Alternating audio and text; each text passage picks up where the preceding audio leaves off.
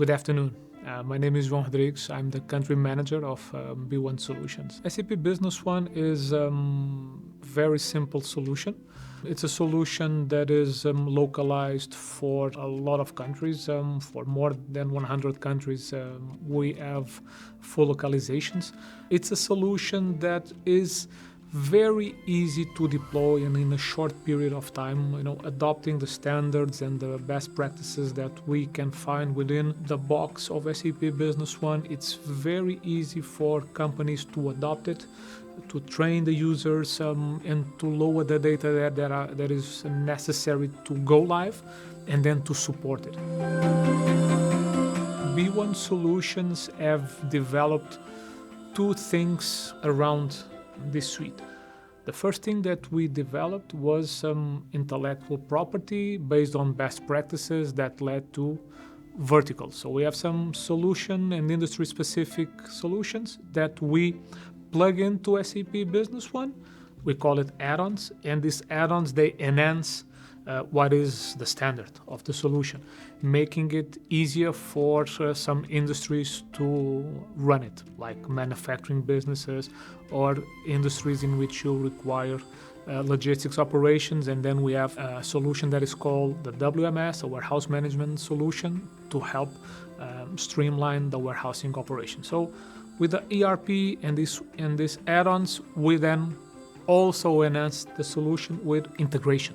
The second thing is that we enhance all this practice with our program management capabilities. So managing a program, the methodology that B1 Solutions have developed and that is being adding content year over year has helped companies and has helped our team to deploy better and better, especially on time and on budget for our customers. There's still a lot of uncertainty today.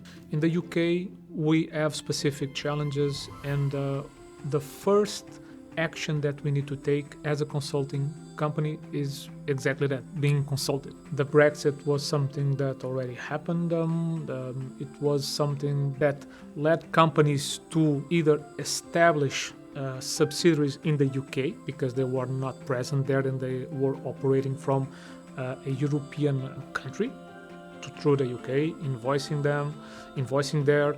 But with the Brexit, this compelled them to not only move physically to the UK with offices and local registrations, but also a part of the supply chain. So, and we help them with this transition, again, doing another rollout with all the necessary tax, legal, and statutory, we call it TLS, requirements that needed to be added to the customer template. In the end, this is our job, not only to follow our customers, but also to advise them on what will be the best strategy and the best rollout sequence for them. Because sometimes customers, they think that a rollout sequence on their plans is the best, but then after running the first assessments, we will deliver to our customers an evaluation document in which we explain the risks of this rollout and, in our opinion, if the sequence should change, because this is how we advise the companies to not to fall into pitfalls that in the end can lead to projects that are unsuccessful. And this is what the customer doesn't want and we don't want, because in the end, it's a partnership. When we talk about automation, we are talking about several areas that can be automated within our customers. We have usually a first level of automation on our customers that, again, the gap is filled with one of our solutions that is called the B1 Solutions Intercompany Add-on. And the Intercompany Add-on does one thing that for us is fundamental, that is harmonizing systems. First of all, starting with harmonizing the master data and automating all the different data across the different subsidiaries. So this is one of the first things that we act immediately when we are talking about with our global customers. Avoiding that each one of the subsidiaries to open an item, open a customer, open a vendor, with all the mistakes that this human action has, it's a huge risk mitigation, and moreover is something that reduces time. So this is the first thing that we try to do, and this is what brings data consistency. The second thing that we then automate is intercompany transactions.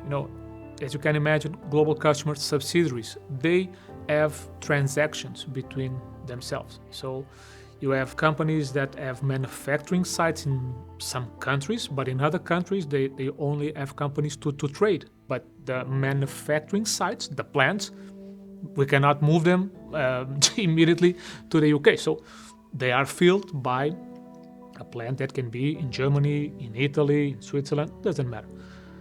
But we want to automate. We don't want to bring extra overhead on human resources just to replicate and to mimic something that it was already entered on one system. So this design of the enterprise architecture is what in the end will tell us and the customer what is the set of tools that is needed. This is a journey. This is not a delivery. So we are not FedEx, we are not UPS, we are not delivering packages. We have two major actions. One is taking care. This is something that has a lot of pieces. This has people involved.